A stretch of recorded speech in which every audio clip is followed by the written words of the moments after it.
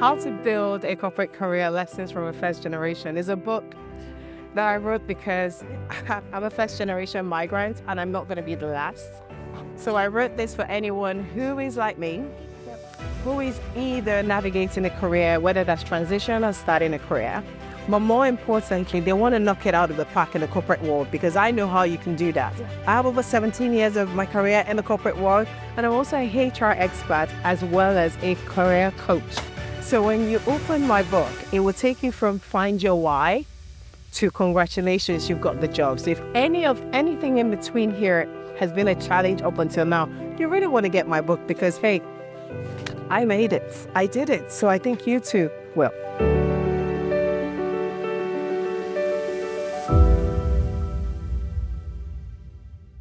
I am extremely proud of you, and you know. And the reason why I'm so proud of you is that you are able to pursue your passion and you put your blood and your money into it, to put your experience and your thought process in a book in terms of how to build a corporate career. Yeah. And you are able to launch it. And that's what we are celebrating with today. Thank you. I am extremely proud of you. Vivian is an accomplished HR professional and career with over 2 decades of experience in industries like banking, telecommunications, technology consulting. She's originally from Nigeria. She relocated to the UK in 2007, where she earned her master's degree in human resources and international business. Vivian knows firsthand the unique challenges of navigating a corporate career as a first-generation immigrant. Driven by her passion for mentorship and personal growth, Vivian has distilled her extensive knowledge into this easy-to-read guide to help newcomers thrive in the corporate world. Her book has already made lots of waves. It ranked Amazon bestseller in the diversity and inclusion space, as well as HR and personal management space as well. Vivian is also an associate of the International Coach Federation, and she's dedicated to empowering professionals reach their career goals no matter where they start. Ladies and gentlemen, let's give a warm round of applause to Vivian Eni.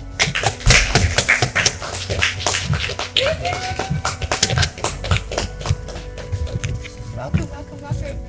And should I say congratulations? The latest of Vivian's accomplishment is she was recently on the list of Shiro's executives role models. So congratulations, making waves. Thank you so much. Thanks. So before we get started, actually, show of hands, guys. How many of us? I think we're all first-generation immigrants, right? Show of hands. Who's not a first-generation immigrant? Yay! Great. So we're nice.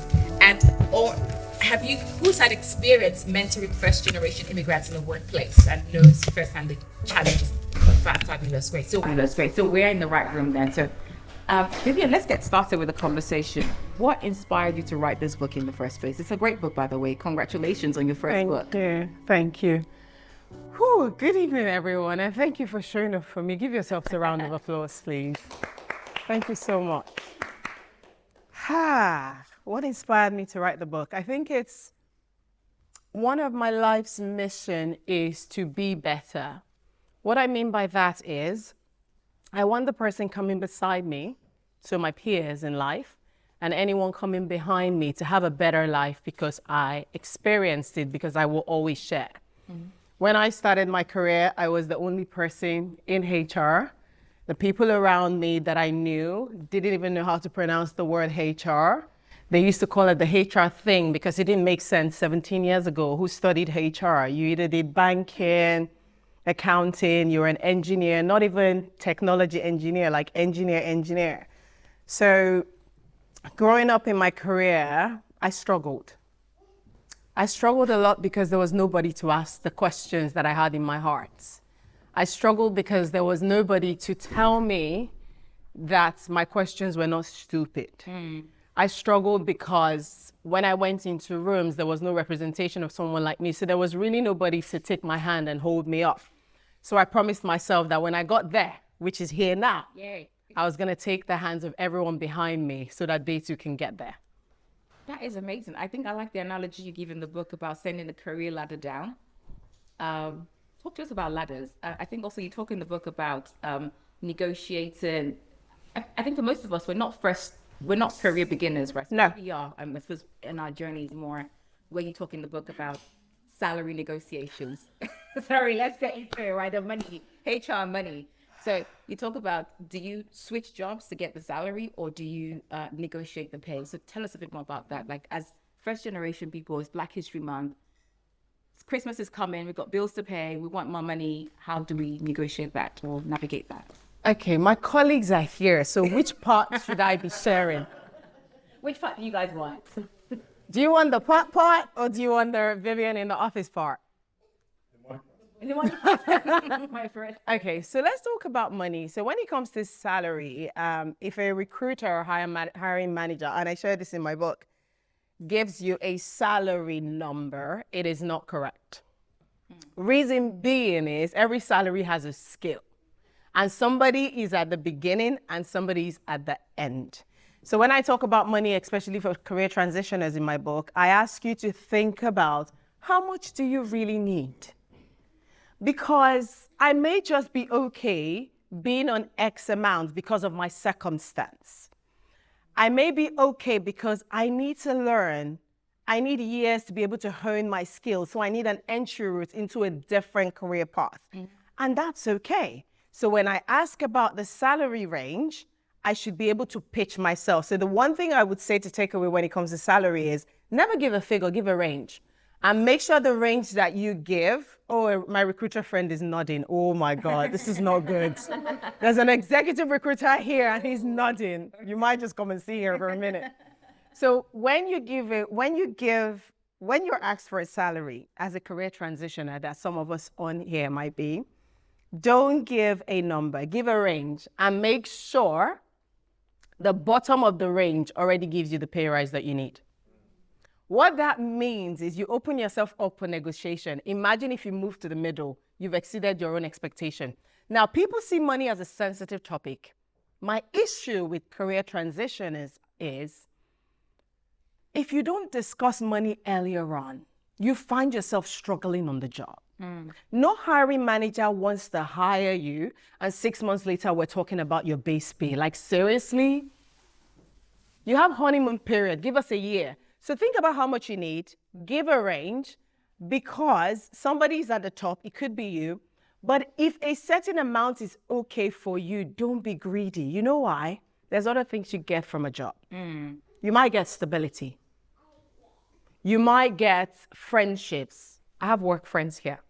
Yeah. You might get proximity, location-wise. When you think about your take home, don't think about what lands in your bank. Think about all the equity that comes in it. Because at the end of that, if it works for you, then don't be in that employee group and be arguing because someone said, oh my God, this guy's on 30K more than me. He negotiated. And that's what works for him. And when you start having monetary conversations, it's sensitive for your manager as well. So if you have it earlier on, you might actually skew the relationship that you need to be able to enjoy the job that you've just gotten into. Yeah, no, that's very sound advice. Thank you, guys. Thank you. That makes a lot of sense. I think something that's also relevant in the book, if you haven't read the book, this was actually a very salient point for me, not a career beginner, was about having a second CV. Talk about that second CV point that you mentioned in the book. There's so many paths to all of us. So I may well be a nurse, but I also want to go into entertainment. There you go. We got Oh, have we got someone? I may want to go into entertainment. I am the same person, and it doesn't mean that I'm lying, but actually, the CV that goes for the nurse does not apply to entertainment. I'm shining light to a part of me. So my ask of you is get the 2 job description. You're you know what you know. Get the 2 job description. Thank God for AI. And literally understand the layman's perspective of each line and write what you know based on your skill on each of them. Use that to build your CV. Yeah. I do CVs like Q&A. Like, what's this line? What does it mean? And what is the ask of me? Yeah. And then I write it down, because at the end of that exercise, I kind of know what I know and what I don't know. And then it tells me how ready I am. And by the way, my recruiter friend is looking at me, but I'm going to say this. When you go for jobs, everybody's lying. The recruiter and the hiring manager embellish the job. You that is going for the job, embellish your CV. It's a first date. We're all lying to each other. Okay? just be sure that you can defend it 50%, because you know what? Anybody will have a brain cell can pick up a job under 3 months. You're all very smart people. So don't let that thing scare you to think, oh my God, because the word says strategic, what is that? If you've ever had a 5-year plan in your life, use strategic. You're just not doing it in the industry context. So just think about the fact that the baseline is here. Both sides have inflated it. So hopefully at some point you find yourself here. Why do you think they hired you? When they know they inflated the CV, but when you spoke, they knew the things they needed and they discarded the rest. I'll give you an example from my story. I remember going into this Big 4 consultancy. If you check my LinkedIn, you might know who I'm talking about. And I went into the interview. Thank God I didn't lie about what I didn't know. I went into the interview and I said to the hiring manager, who became my boss for 4 years, and I said, I know all this part. What is this bit about performance management? I don't even understand what it means. And she looked at me and she said, we have templates for it, we'll teach you. So when I got hired, I asked her, why did you hire me? Because I always ask that question because I want to use it as a leverage for the first 3 months. And she said, you've done so much of exits and restructure, we don't have the skill in the team. Everything on the CV, nobody goes and ticks it out. Once they hear the part they're lacking and you fit it in, you've got the job. So make sure you know what you know and go with your full chest. Because once you tick the box for them, it's a relationship. Once you tick the box for them, they're not hearing anything else you're saying. Why do you think they tell you they'll come back to you in 3 weeks and they come back to you 3 hours later and they're like, can we have the second interview? They heard what they wanted to hear. And so everything else is now formality. That is such good advice. Thank you so much for that. No, I hope you guys are taking notes. I know we didn't give you pepper, but I'm going to try and summarize the conversation at the end for those that we're not taking notes. Thank you. This is great. So let's talk about your book writing journey, because I think in all of this stuff, right, you mentioned about the power of role models. Yeah. Because you tell a very powerful story at the beginning about how your parents essentially groomed you to be the president's wife or the president herself, right? And you get into a room and you meet the director general of NAFDAC. So NAFDAC is the body in charge of drug regulation in Nigeria. And then you talk about how when you came to writing your book as well, there was a doctor that was also a speaker and she also inspired you to write it. So it feels to me like role models and mentors have played an instrumental role in your life. So the question is this: how do you go about identifying who is a good role model? How do you make sure it's a mutually beneficial relationship as well, not like a parasitic, oh my God, tell me this, tell me that, a pain in the ass? So what's your advice or your guidance for making mentorship work? If I start with the end in mind, so making mentorship work is everybody's got something to give. I don't think you cross the age of 18 without a skill and experience or something to offer. So even when I'm going to someone who's gone way ahead of me, they probably need what I have. And so I'm listening for how I can help them. Right. So that reverse mentoring, I'm going to speak my local language, Igbanke, right now. I'm really sorry. That's the only way I can bring this to light. Anita, you will understand. It says, Ekani kwekekbe, yani omasio. What that means is when the left hand washes the right hand, then it's clean. You can't wash your hand very clean with one hand. So reverse mentoring is the left hand and the right hand are washing each other. So you're helping your mentor. And guess what? They'll always come back to you. You might get a mentor who is not of the Gen Z generation. That's what I'm finding. And they're like, everybody's visible on social media or LinkedIn. I don't know what to do. Help them start posting, give them ideas, give them the basic templates, and they will love you for it because it takes vulnerability for them to ask you a favor. And guess what? You want to climb up in their career. They're the CEOs. So that's easy for them because all their friends are the CEOs. Okay?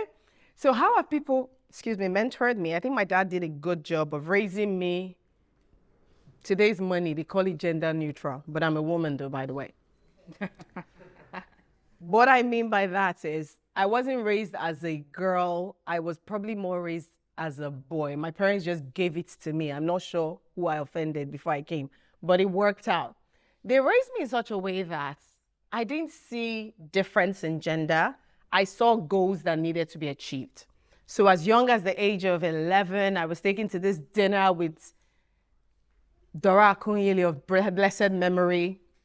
And I still remember to this day, it was at Federal Palace Hotel. Anyone that knows Lagos would know it's a prestigious hotel. Behind me, on the same table with me, I had Jeremiah Seni, who was the ex-president.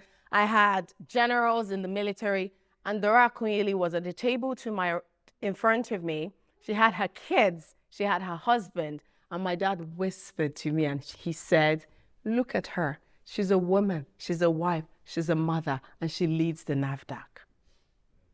And I said, okay. Anytime there was a female president or female something that led somewhere, my parents put me in front of TV to watch them, whether it was India or whatever country. And so I just got used to females getting to the top of whatever they did. So for me, if I was going to be a plumber, I was going to be the top of plumbing. How have people mentored me? Some people have mentored me without knowing. A YouTuber, famous YouTuber, Dr. Adana Strainaka, I think that's how you pronounce her last name. That woman has taught me so much. She was a medical doctor, and then after practicing for a bit, she quit medicine, and she's in this whole digital entrepreneurship world, doing so much. Today she's at the UN, tomorrow she's speaking about this. And she was one of the few people I could relate to, because I was on that part too, but it's not my thing. Yeah. Another woman, thank you, another woman that mentored me without knowing is Michelle Obama. I love her so much to the point that for 6 months, I didn't know she was wearing weave. I thought it was her hair. She just had the branding that made sense to me of how I want to come across. I liked how supportive. She was still a wife. She was a mother. You can tell family is my ethos. It's part of my value. I loved women who, even in the family context, they did it. And they didn't need to excommunicate the man. They didn't need to do it on their own. And they had community. Look at you guys. They had people around them. They did it with people. So those people, as well as my best friend since I was 8 years old, boarding school, we ate Indomie together. And my siblings, some of my friends here, your names are in the acknowledgement. I'll read it in a bit. But all of these people mentored me in ways they would never, ever understand. When I think about my best friend, how patient she is. I wonder how she put up with me for these many years. Because the more I realize my flaws, I'm like, she still loved me? Wow, I wouldn't love me. So it's people like that and the people that have actively just said, I'm going to help you. Women and men that have just said, you want to get there? I'll help you get there. Because I can see. Dr. Dio Olomo, where are you, sir? It's not every day you walk into a room, you do a talk, and somebody just takes to you and starts to promote you. Thank you. That's beautiful. Please give a round of applause for yourself. Thank you. Thank you.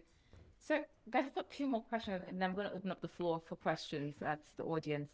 Is there a particular part of the book that really resonates or is closest to your heart that you want to share with us? There's so many parts, man. This book has seen better days. I have bookmarked. Maybe let's read page 58.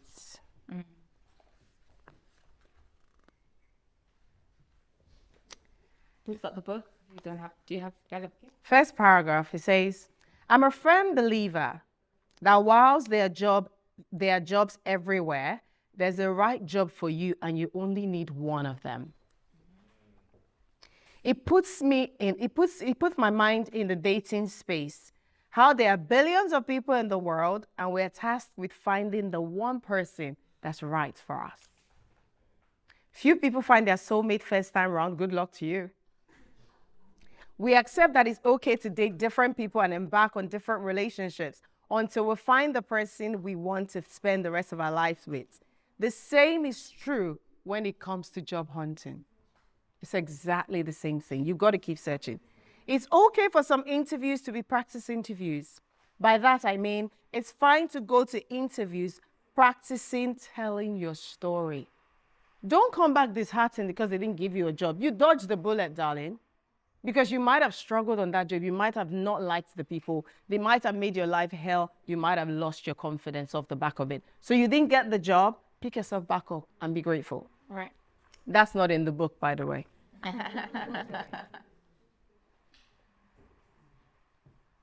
When I first started out, I attended 13 interviews all over the UK, eventually getting an offer for a role as a HR administrator.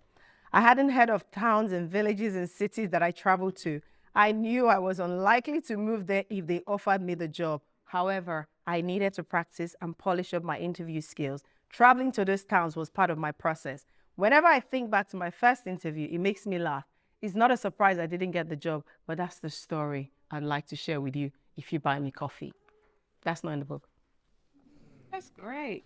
No, thank you. And the tenacity as well, 13 interviews and sometimes getting the unfortunately letters. I'm like, oh my God, it's been quite disheartening. So well done you for persevering. Talking Thank about you. persevering, writing a book with a full-time job, I imagine there were like crazy obstacles you had to overcome. Tell us a bit about that. What was your process? How did you manage to create this?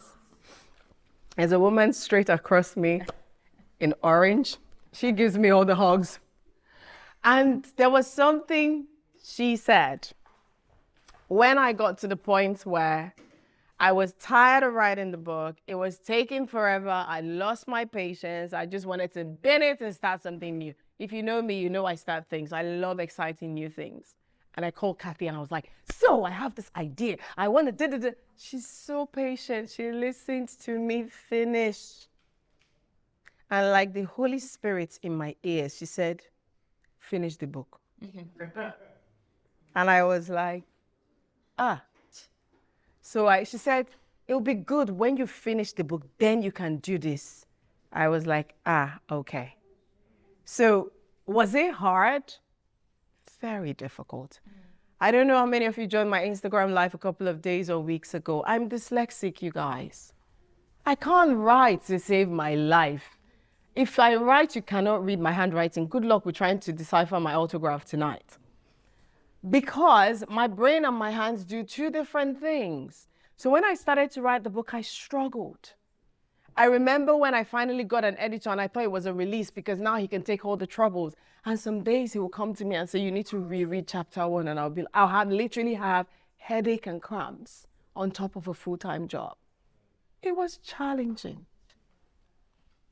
And I remember when I finished the manuscript and I thought, okay, God, I've done this. Can we just put it away because this is hard? And the Spirit of God said to me, just publish. And now when I see the rooms and the conversations I'm sitting in just because I wrote a book, it was worth it.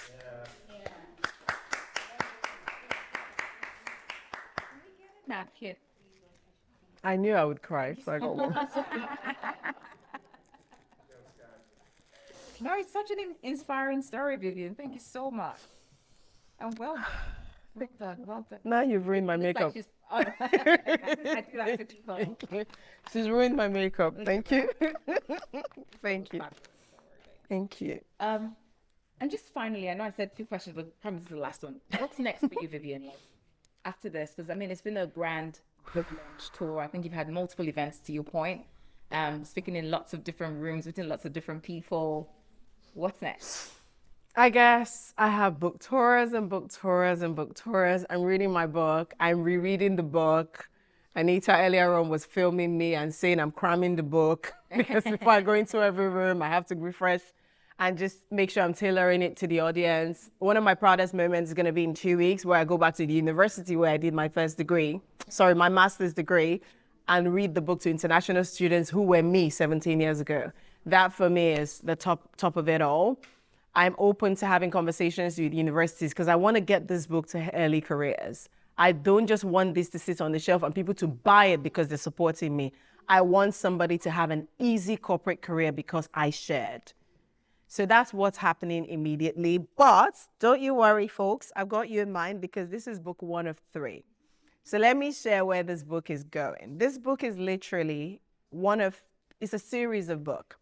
Book 1, at the end of book 1 says, congratulations, you've got the job. Book 2 says, ouch, I got the job, but everybody's smart. I'm hearing the word politics.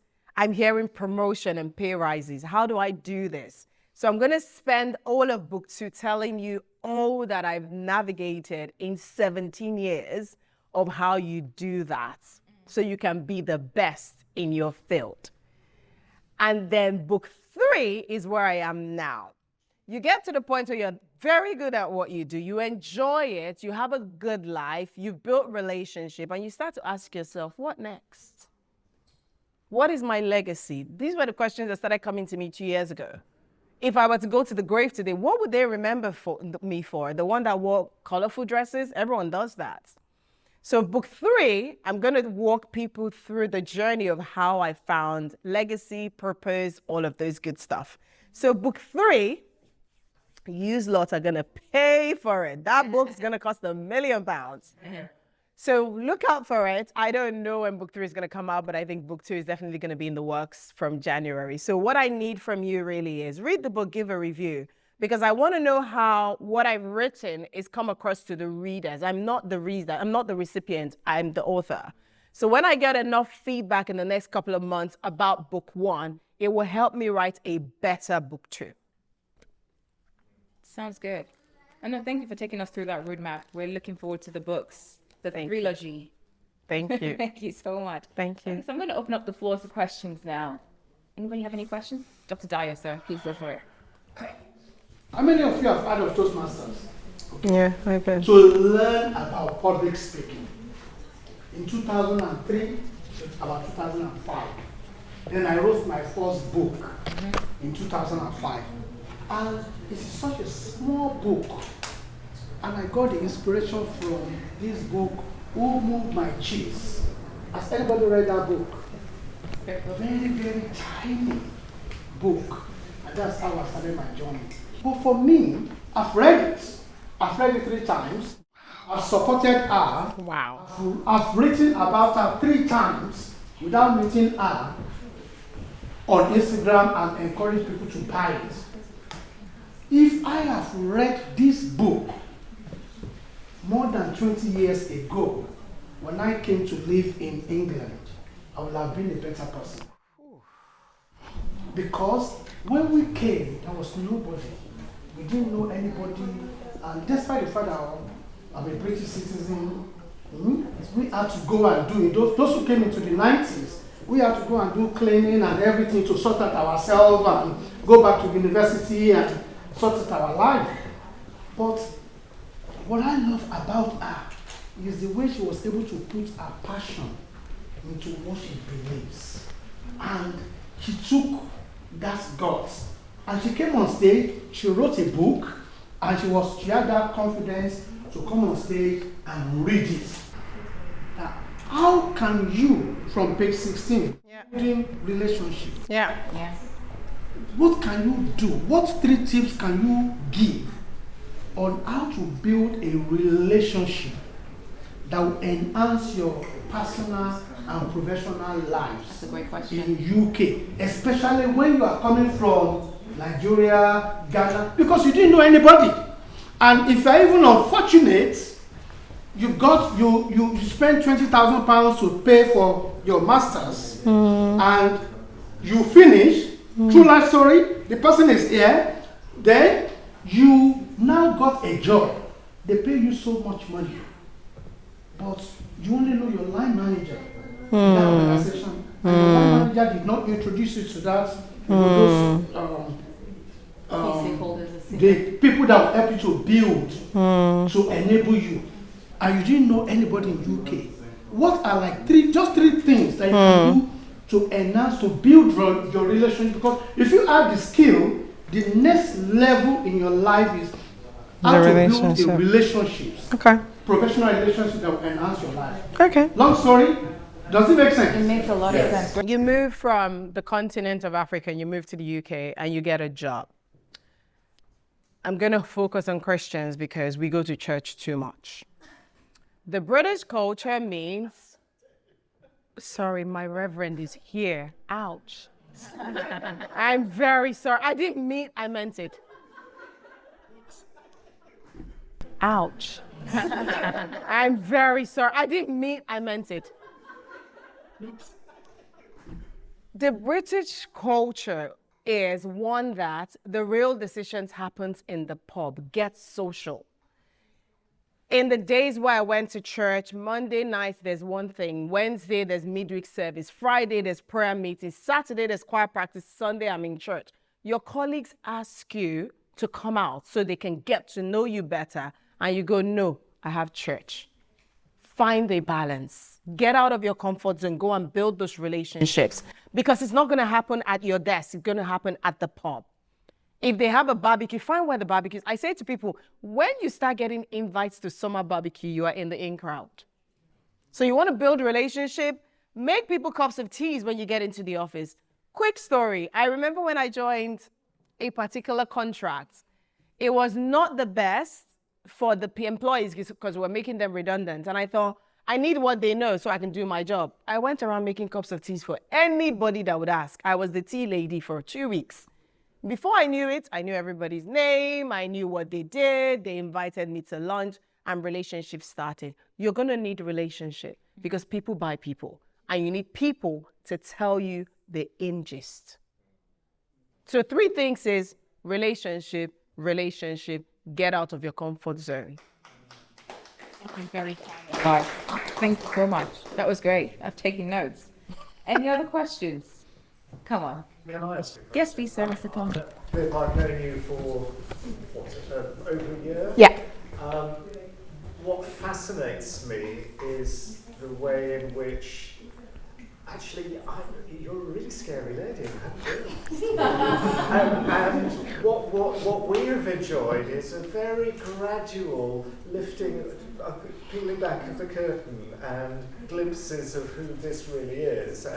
And gradually, as you've got more comfortable with us and we've got more comfortable with you, there's been more of this revealed.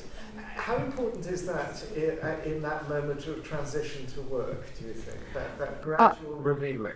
Oh, Father Tom, you know that word they say, bring yourself to work? Please don't do your full self to work. Not all at once. Think about the context to which you bring yourself. And you're very right. When I build relationships, I decide how far is too far and what I get comfortable with. That's not to say I'm super guarded, but you read the room and you don't want to jump in too quickly. So in terms of building relationships in the workplace, first stay true to you. Because I have the 10 different sides that my 10 different group of friends or communities would know, but at the core of it is still Vivian. If you bring them all together from the different parts, one thing still runs true. I'll bring the energy. I'm a Christian. I love God. I love family. I love community. They will all say the same thing, but they may see different sides to me. So when you go into the workplace, depending on the environment, reveal yourself little by little. I'm going to hone into my African women who wear wigs. Whatever you do, please don't wear purple wig today. Orange wig tomorrow. Cane roll next tomorrow. We're confused. Cecilia, Angelina, Cynthia. Just be one person. Because when I see 3 different parts of you very quickly, I start to doubt if I can trust you. Do you see what I mean? But as my relationship evolves, of course I know there's different parts to you. If you're a wife or a mother, you're a sister, you're a friend, you're different things to different people. But bring the part of you that is still you, but do the unveiling little by little, just for the sake of everybody else. That is very practical advice. Thank you. Thank you very much. Thank you. Any other questions? Yes, Anita, my best friend. Come on. This is where it goes down.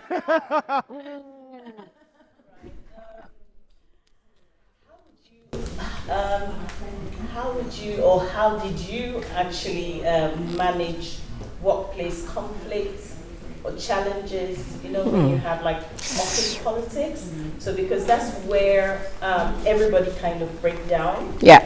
Because it's either, if you're not the type of person who likes office politics, how do you balance it? Yeah. And also pave the way to be focused so you can progress in your career. Because sometimes you want to avoid office politics, but then it keeps you stagnant because you don't really expose yourself. You don't make those relationships that you need. So how can we encourage ourselves, or what should we do better, to handle or manage this? I feel like the lady to my far left in a white jacket is a management exec. She's probably better off answering this question. Just kidding. Right. How have I navigated it? I think for the most part of my career, I always said I don't do, what's that word? Diplomacy. When people are like, you have to be diplomatic. I never classed myself as diplomatic until somebody gave me a feedback last year and said, Vivian is very diplomatic because she can place herself in different relationships and make everything work. I was like, is that diplomacy? I didn't know. I just know that I build genuine relationship for starters. And if it's not working, I'm kind enough to tell you you're being silly in the nicest possible way. One of my skills is to tell you you're an idiot and you don't feel insulted. I've been told that time and time again, that I can really tell you off, but you don't feel insulted. The further you go in your career, I'm really sorry to break it to you, you can't avoid this thing called politics, because you become the politics, actually, because you are the decision maker in some shape or form.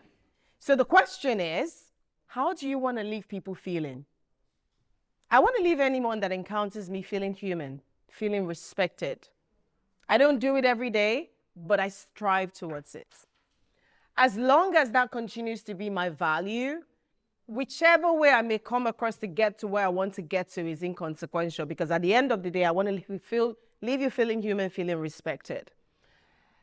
There's always going to be politics that will feel uncomfortable. Can I just be honest? Learn the field and play the game. Do you know why I say that?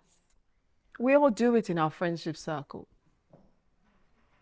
I don't use the word manipulate, but if we want to get something from our friends, we know how to get it. We know when to be humble. We know when to be loud. We know when to look after them. We know when to keep quiet. Take it to work. Play the field. What does this person need? How are they feeling right now? Are they really feeling like their ego is all over the place? Oh, bat the ego more. Tell them how their white shirt is the most iron crisp shirt you've ever seen. And they feel good because that's what they need in the moment. Do you see what I mean? Play the field in the best possible way, because without knowing, you are actually the politics. Because most people here are mid to senior career. You are the it. You are the people early careers are looking up to and saying, oh my God, one day I want to be like him. I want to be like her. So you are going to play the field. And you've been playing it all your life with your friends and with your family. Come on, who else didn't manipulate their father or their mother to get what they needed? Exactly. You've been playing politics since the age of 4. So please carry on. Thank you. Any last question before we wrap up? Last question, please, sir.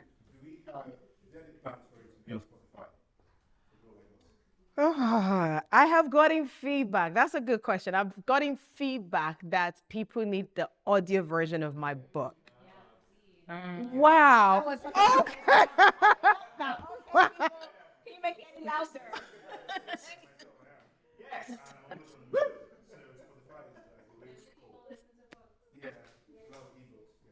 Okay, that confirms the next step then, because I was torn between developing a course out of my book or doing the audiobook. So the audiobook wins the race. Thank you. Great feedback. There you go. Thank you so much. That was amazing. I just want to quickly summarize what the key insights for me have been. If you didn't take any notes, this is the time now to take notes of what I think this conversation has brought up. First, we learned about salary negotiations, like how to go about it. We talked about how you should have a range, not a figure. And the lower end of the range should be your dream, your ideal pay raise, and then everything else is like a bonus. That was the first insight. Thank you for sharing that. Thank you. Secondly, we talked about the power of having 2 CVs or having a second CV, because like some of us are multi-potentialites. Is that the right grammar? Yes. Yes. Thank you. So some of us had like multiple career ambitions of what we want to pursue, right? So having that multiple CV opens up the field, and AI can help facilitate that as well. So get a second CV if you have like multiple interests. Third, we talked about asking, why did you hire me? So when you join start a career, ask the question, so why me? Like, what was the thing that sold you on me? And make a note of that and play that to your advantage for subsequent interviews or opportunities that come up, correct? Yeah. Then third, we talked about role models and the power of representation, how seeking out role models and you yourself being a role model and showing representation pays the field to others, and your role model doesn't necessarily have to be in proximity to you. You could be guys on YouTube, guys on like that you just observing their lives. So just as you're observing somebody else's life, people are also observing you. So we're all role models. Pressure. Oh my gosh. And third, Mr. Dyer raised up a very important point about relationship strategy. And two things really came to light, right? Is to build relationships, think of adding value. Like that is really the ultimate relationship opener. We talked about two key things you gave us, ways to add value. You talked about how compliments, right? Genuine compliments, like nice shirt, nice shoes, right? Like adds color to the conversation. Or even as simple as making tea and coffee could be like you adding value. So it doesn't have to be anything overly complicated. Or I'm going to be your social media manager if that's not your jam, right? So it could be really simple. So we can all kind of do this on Monday. And we talked about how we building. I really like this point you made about building relationships. How like with bringing yourself to work, do it in incremental portions, right? Especially for us in the Afro-Caribbean community, right? It's like you want to change your hair, but the point you made about like how if your head and your face keeps changing, it looks very like you're not stable. It's like I can't trust you. It's like I never really made that. I'm black and I get confused. I never made that Like, relationship. stick to a color. Find a color. I was just trying. You were trying to be Felicia today and Cindy tomorrow. Because if I can add to that point, Yemi, because it takes a lot of people on social media are very pissed off that people talk about their hair. Darling, I'm going to talk about your hair because you're changing the colors every day. Your hair is on your head. So the head that God gave you and the hair, keep as close to it, or whatever you choose, keep to it. Because then when I see you, I want to go straight into the conversation about you. But when your hair changes, I'm going to have to talk about your hair. Can we just like acknowledge how beautiful this red looks on you? Yeah. And then tomorrow you're cream. I'm like, now we have to talk about the cream. It becomes a barrier. Interesting. Yeah. No, that was very beautiful insights, guys. And just to wrap up, Vivian, quick fire round. What is your power outfit for a meeting? What's your favorite outfit to wear when you're going out? A good night's sleep. Yes. I wasn't expecting that. Okay. And what's your favorite? Would you rather be, I don't know, an eagle or a lion, and why? I like an eagle. I think a lion is a bit too, it's out there, but an eagle's kind of soft, smooth. And that's because I've been a lion all my life and I'm kind of bored of that life right now. So I'm kind of in my eagle era. Okay, Psycho era. Yes. Love it. Okay, so ladies and gentlemen, we've come to the end of the conversation. Thank you so much for being a fantastic audience. There's 3 key ways you can support Vivian on this journey. I think we already mentioned it. The first is, if you're not following her on our socials, please follow. What are you waiting for? The internet connection in here isn't great, but there's a Wi-Fi password on that pillar. So if you just scan that QR code, you can get the Wi-Fi. And if you scan this code here, it gives you a link to all of her socials. So please follow on socials if you're not following already. Secondly, I know some of you haven't read the book, that's okay, but I already kind of covered the key insights from the book, and you came and we also got some beautiful insights here. So using all this information and this value you've gotten, people, you have enough information to leave a review. So please scan the QR code on there, the link at the third link I can says order my book. Click on that link, it'll take you to Amazon, and leave a review. If you like, just leave it based on this session, right? Okay, I came to the book launch and this is what I heard. That's fine, right? Just please leave a review because it will help other young careers, early careers find the book as well. So that's really important. And then finally, Christmas is coming. You're probably thinking about like Christmas gifts and what to buy for that young person in your circle. This is what you need to buy. Yeah. So if you want to donate the book, there's a link as well to donate the book on the website, or you can just buy a book here as well to give to your to the young generation coming up. I think Mr. Dyer's story was very poignant. Thank you so much for sharing that about how like we have a lot of people like Japan, as we call it in Nigeria, right? They need a roadmap of how to do it properly. So please pass the message along. Thank you again so much for being a fantastic audience. You've been wonderful. And with this, we come to the end. Thank you so much. You're the best. You were cute. Can't wait to be on the other chair when you've written yourself. Be like, so guys, 5 around. Hi everyone, my name is Rebecca. I also am the first generation migrant. I came from Indonesia to England when I was 37. I saw Vivian reading her book just a few months ago. And she gave the talk that really is literally words out of my mouth. So immediately I felt the need to come to her and speak to her and say, girl, you and me both. You and me both. So I urge you, if you are like me, already in mid-career, or you're transitioning, you want to change career because you have different ambitions, read this book, especially when you just arrived in England. You probably just freshly graduated from your master's degree of a different major from your first degree, then this is the book for you. It's practical. It will take you to do actual step by step. It's not just fluff. It's all about getting you up there with us. This place is a good place to actually visit in general, and I'm so happy that Viv chose this gallery that is showing Black History Month themed art. And I was very impressed. The first time I see this, it's like, oh, this is it. This is a testament of Vivian wanting more women behind her to also go international, just like this artist from Nigeria. Come join us in the boardroom full of powerful migrant women. Thank you. Hi, Shalashino, and it's been an absolute pleasure coming to the book launch of Vivian Eni's How to Build a Corporate Career. It's been quite a great experience learning firsthand from the author and the discussions that have come across from the book on first-generation immigrants in the corporate world and how we can push up in the career and things we can chase. I've really had a good time, not just meeting people who wanted to be things, but I've still pursued different careers. And it's exciting that we can rub minds together and encourage ourselves even in this corporate world of different jobs and different styles and experiences. My name is Hannah Holloway, Hanasu Holloway. I'm here for Vivian's book reading, her final round actually, and it's been a wonderful event. Every experience with Vivian has been absolutely amazing. She's done something remarkable and we are so proud of her.